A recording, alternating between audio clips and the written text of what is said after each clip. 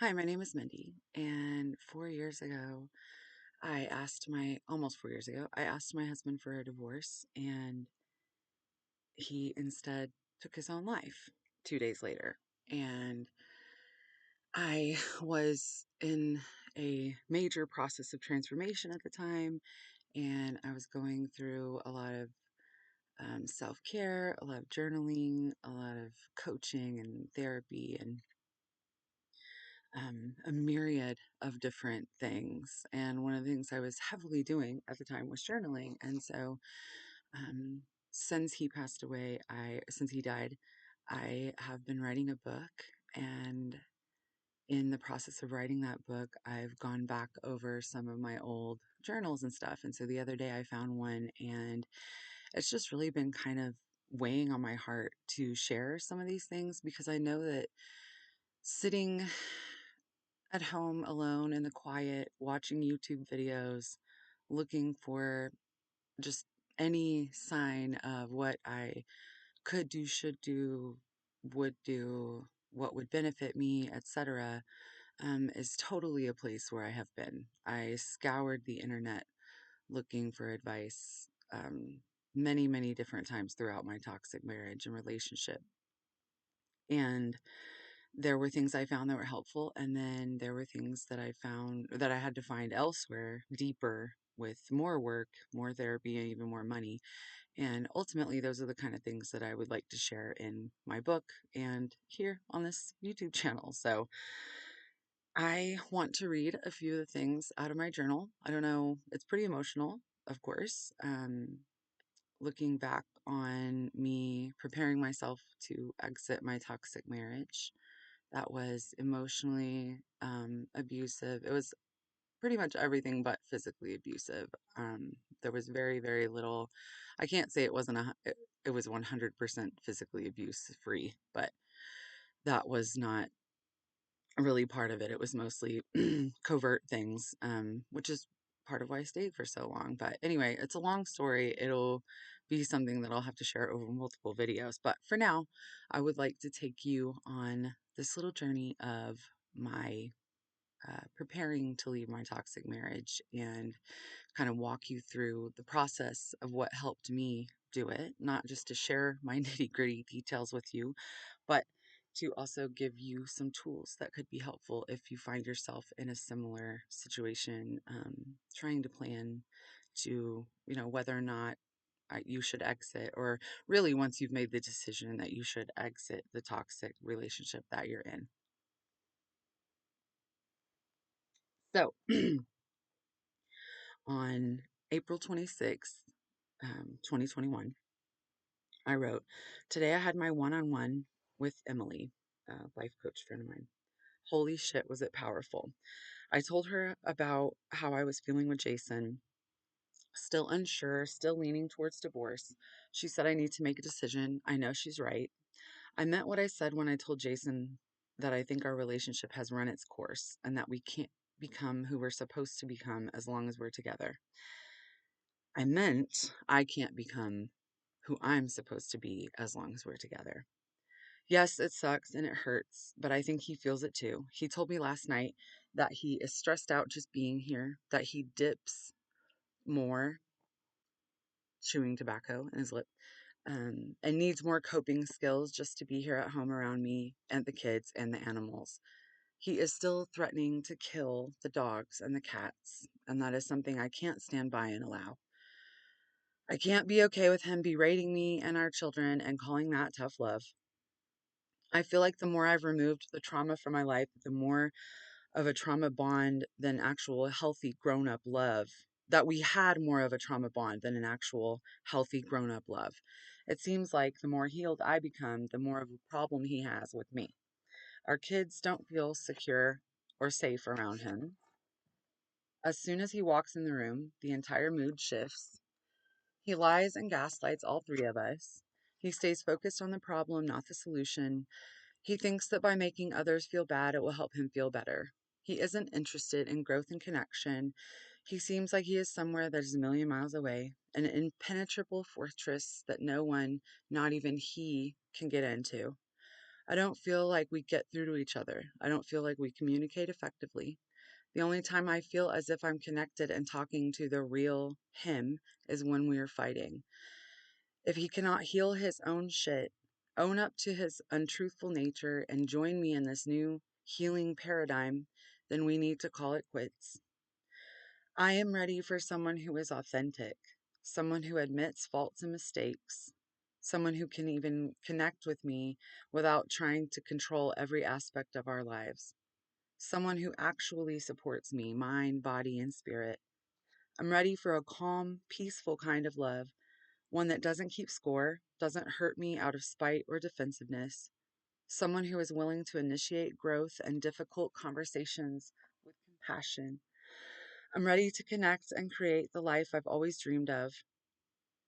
I'm ready for a partner who can tell me what they want, open and honestly, who can listen to what I want to, someone with realistic expectations of me and of themselves, someone who can see that we are both perfect in our own way, someone who doesn't want to motivate me, my kids, or themselves through blame, shame, or pain, someone who believes in abundance, joy, and mutual respect, someone who sets goals and plans for the future, someone who creates a safe space for me and the kids, someone who values my thoughts, feelings, and ideas, someone who seeks me out to share their precious moments with, someone open to spirituality, consciousness, elevation, and progress in order to create a better, more fulfilling life, someone who values themselves, me, my kids, and all his family, friends, coworkers, and all humans, someone who holds life sacred, doesn't judge, stays open and curious, wants the world to be a better place, believes in miracles, speaks their truth,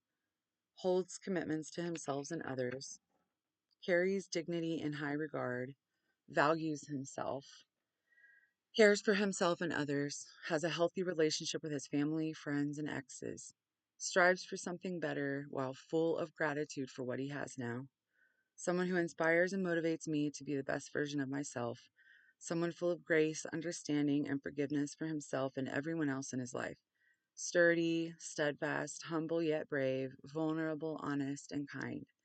I will no longer settle for anything less than this. My best life is with this partner or something better. I deserve and require this or something better.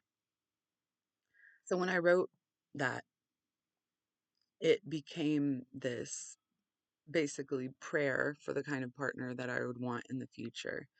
And I then used it to, I used it as a guide for what I wanted to strive to be for myself. I wanted to value myself. I wanted to have healthy relationships with everyone. I wanted to um, value my kids and have realistic expectations of myself. Basically, that entire list, I wanted to become that person for myself. And um, it was pretty much the most beautiful opposite of what I did have in a partner.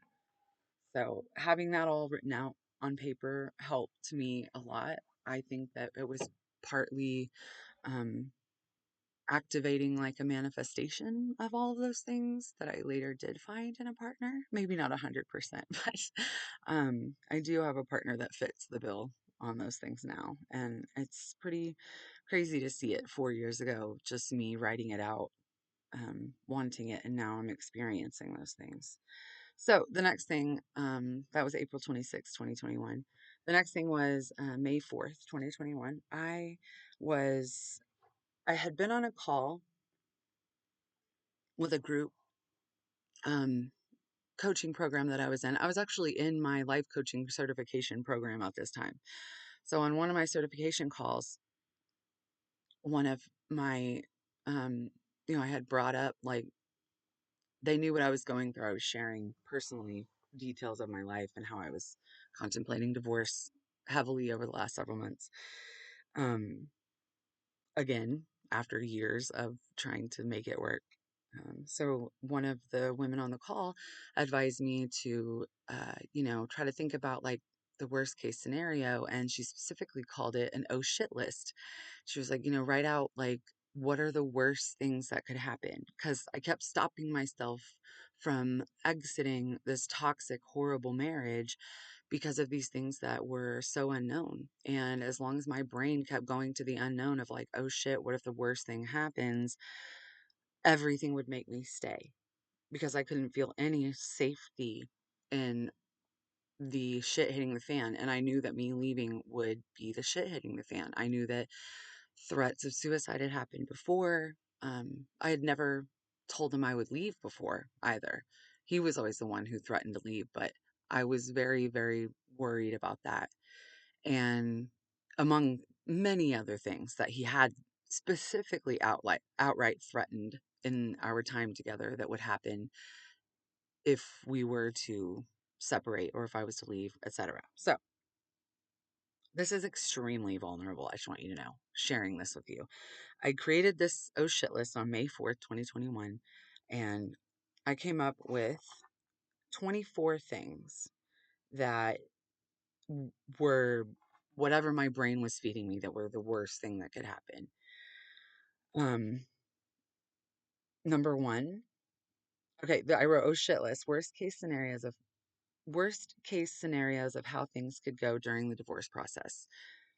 Number one, he refuses to divorce and insists on reconciling. And then number two, he fights, yells, screams at me. Number three, he somehow convinces me to stay and not go through with it, and we end up right back here in a few months/years. Number four, he goes crazy and hurts me or himself. Number five, he tells the kids terrible things about me. Number six, he slams and slanders me online. Number seven, he tells lies about me.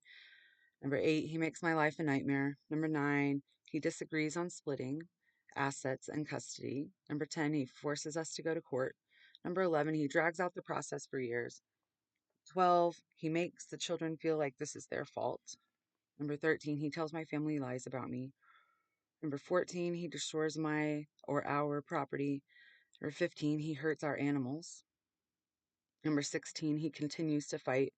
Number 17, he causes me to lose business. Number 18, he withholds finances. Number 19, he physically hurts me. Number 20, he ruins my life. Number 21, he convinces me I'm a bad person. Number 22, he somehow talks me into only separating with the hope of reconciling, only prolonging the inevitable. Number 23, he takes the house from me. Number 24, he leaves me in tons of debt. So, coming back a few days later, I decided to revisit on May 6th, looking at my oh shit list. I wrote out each one and I wrote a response to it. And so, number one was he refuses to divorce and insists on reconciling. The response was, this isn't really a worst case scenario. I think if this happens, it's only going to be for a certain period of time. He really knows deep down this isn't working. So I talked myself out of that one. It's like, it wouldn't happen. He knows it's happening. Number two, he fights, yells, and screams at me. Um, Number two, he fights, yells, and screams at me. This is nothing I haven't lived through before. I will be fine if he yells and screams. I can let it pass through me, knowing that it's more about him, not me. I can stay grounded and not fight back. I think the actual fear here is that I'll fight back and extend this hurtful, painful process. I can hear his pleas, insults, and verbal attacks with compassion, knowing that it's just something he needs to get off his chest, and this is part of his healing process. That was helpful. Number three, he somehow convinces me to stay, and we end up back in this position in a few months/years. This had happened before in 2017. I had tried to leave, and he convinced me, or I tried to get him to leave, whatever. Tried to divorce, and he convinced me to stay. So, um, if he successfully convinces me to stay, this is what's meant to happen. If we end up here again, that is what's meant to happen. If we begin to lean towards this option, it will only be because change is actually taking place first. And since I've made my mind up, this is a pretty low possibility. So I was still leaving him an out, for actually doing some of the things he said he would do. Number four, he goes crazy and hurts me or himself. Uh, I am not in control of his actions. He is in control of himself and his actions. I am safe and protected no matter what.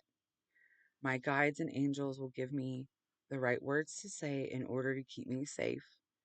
If I feel unsafe, I can remove myself from the situation.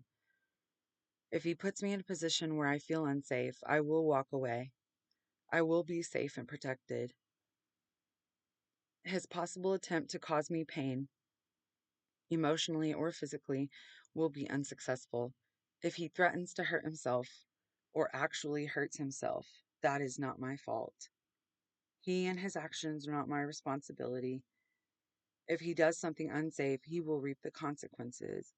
I know this is the right thing to do, and I will stick to my desire for a better life.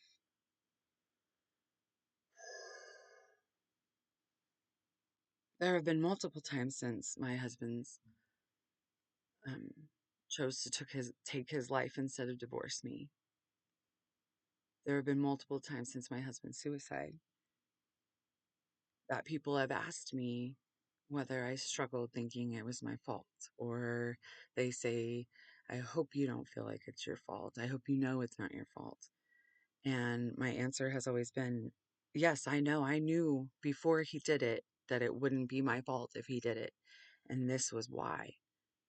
This sage advice that I found within myself to answer my own oh shit list kept me safe.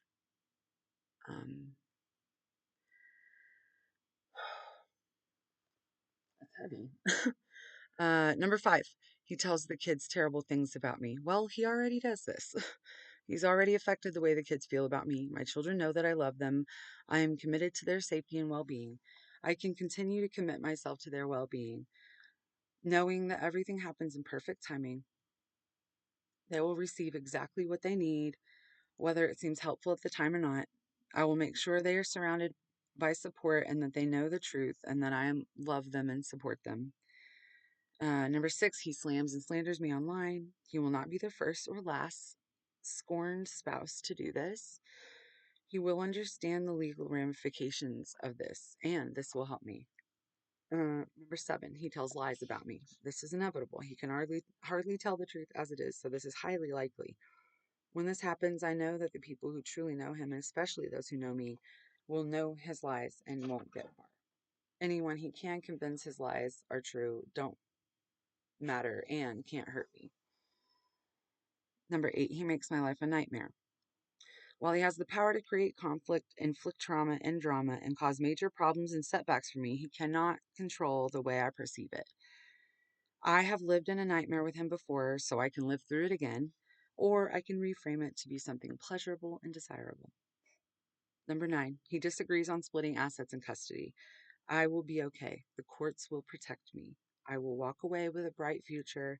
No matter what he does, I will be okay. That was totally me using affirmation statements because that was highly likely that he would disagree on splitting assets and custody. So I wanted to believe instead that I will be okay, protected, with a bright future. No matter what he does, I will be okay. Number 10, he forces me to go to court. This will be fine. I can prepare. My family will help me. The courts will protect me and my children. The best outcome for me and the kids will come to fruition. Number 11, he drags out the process for years. This is only a legality. My life, my energy, my sanity, my health, and my happiness can be divorced from Jason without a legal proceeding. I can move on with my life without his cooperation. I feel like this is not that likely because as soon as he understands I'm serious, he will move forward with finalization quickly. Number 12, he makes the children feel like this is their fault. This is okay because they will feel that way whether he adds to it or not. Yeah. And that ended up being true about his taking his life.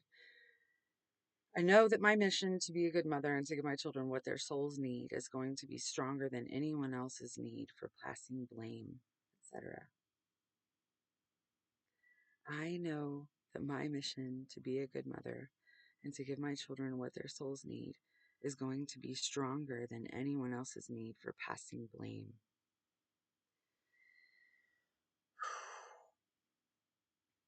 Had to say that one twice.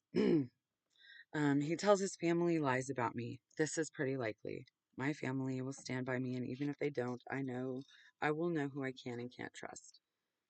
Number 14, he hurts me or destroys our property. It can be replaced. Number 15, he hurts our animals.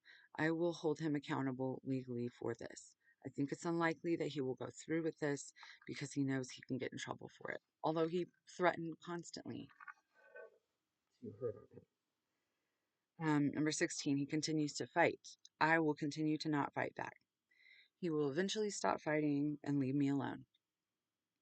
Number 17, he causes me to lose business. I will remain financially abundant, knowing there's always more business. Number 18, he withholds finances. The courts will protect me on this. Number 19, he physically hurts me. I am safe. I will make sure he is held legally accountable for this.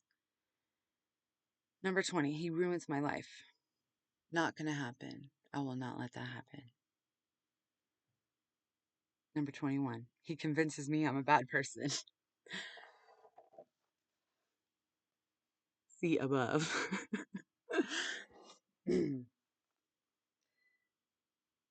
Number 22, he convinces me to reconcile only prolonging the inevitable. I feel like I had already kind of had that question answered before.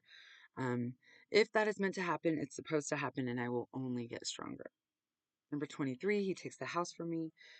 I will receive financial compensation. It's just a house. I will be safe and get another house. I will be okay.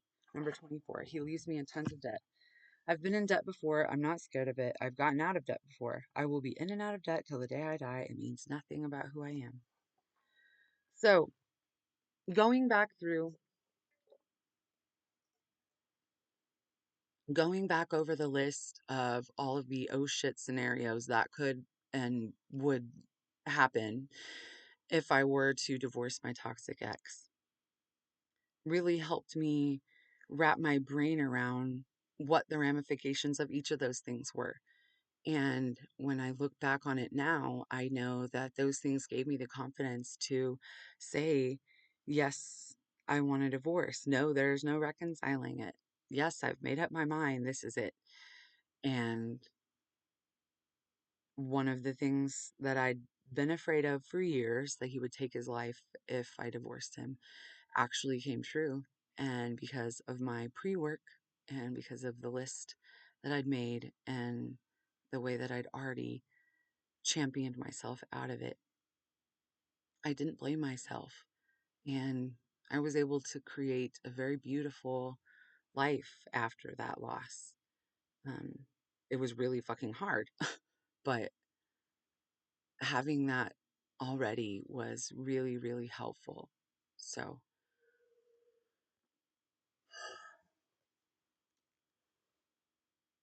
oh, okay. So I also then wrote um, two separate things. What do I really want? I journaled on and I listed 10 things that I wanted to thank him for. And then 10 things that I wish had been different, better, or more. So basically, grieving things. 10 things that I wanted to thank him for as I was preparing to divorce him. Number one, teaching me about budgeting. Number two, balancing out my spending style. Number three, going around the world with me. Number four, making me a mother. Number five, introducing me to Harry Potter. Number six, being a good provider. Number seven, showing me persistence. Number eight, demanding the best out of me. Number nine, showing me that I'm valuable.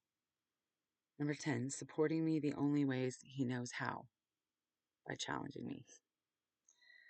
Things that I wish were different, better, or more. Number one, I wish we could connect more deeply. Number two, I wish our travel was more fun, more often, and more important. Number three, I want to be more than enough. Number four, I wish I could truly be me and be accepted for it. Number five, I wish we could have more intimacy. Number six, I want a different dynamic for my life, authentic values, alignment, and spirituality. Number seven, my children deserve a better home life. Number eight, more connection, laughter, deeper love, and commitment. Number nine, better understanding, more grace, and forgiveness. And number 10, unapologetic and authentically who I am. What do I really want on May 12th? I want peace.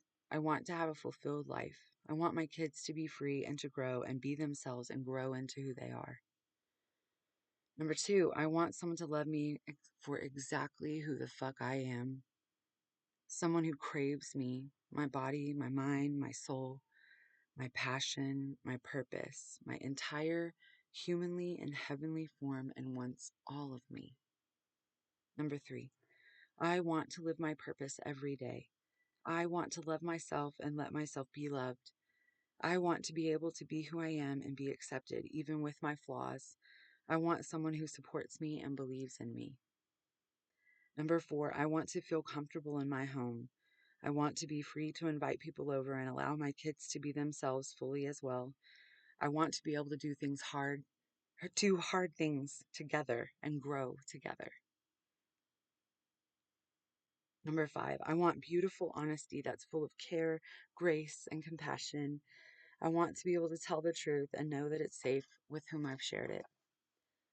Number six, I want a life I'm proud of that's in alignment with my soul's purpose and that will bring me deep and lasting joy. Number seven, I want to make music with someone that I love. I want to hear voices and instruments and joyful noises, and I want to find out how music can help me and my children heal. Number eight, I want to be fully 100% in my power and only be with the man who adds to my life and not subtracts from it. I want to know that the sum of us is greater than our parts and that we're better together than apart. Number nine, I need to be myself. I need to be completely and wholly who I am and know that my worth exists in its perfection with or without anyone else's acknowledgement, encouragement, praise, or validation.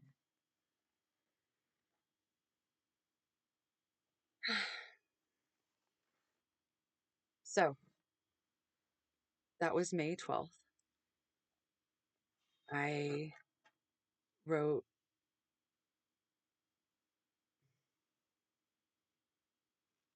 so the other journal entry that I found was going over a coaching conversation or with a friend of mine over having difficult conversations.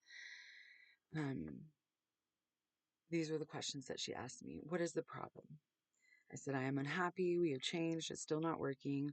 I don't see another solution. We are fundamentally not working together. We can't become the people we're meant to be as long as we're married to each other. I feel sad yet hopeful, mixed emotions, and bittersweet. So these were the things that I wanted to tell Jason, but I didn't know how to. And these were the questions that she gave me to work through. What might his response be? What might his concerns be? What does his no look like? What might his reactions be? How can I address these things? Filter everything through love, not fear. Resentment and anger are fear based.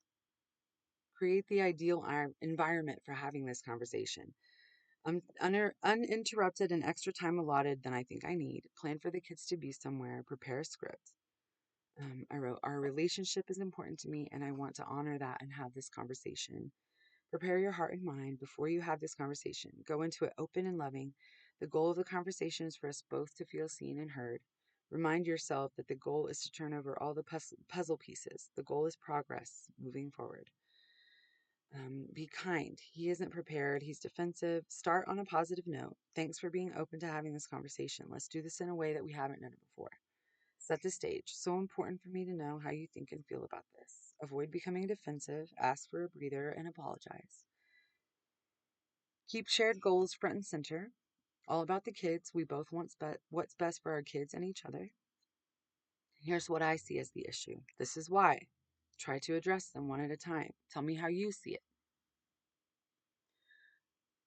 If we do nothing else today, I want to know that we understand each other. What's working/not working? How do you see it? Be specific and factual in the most neutral way possible. 4 rules. Don't make assumptions. Pause when getting defensive. What I heard you say was, ask questions and listen. Don't take it personally. His reactions have nothing to do with you. Listen to the answers and offer suggestions to address his concerns. What are his concerns? Tell me why. Don't dismiss it.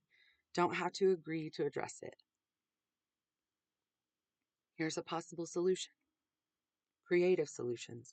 Invite suggestions, share concerns, listen carefully, make concessions to find common ground, and find short term solutions.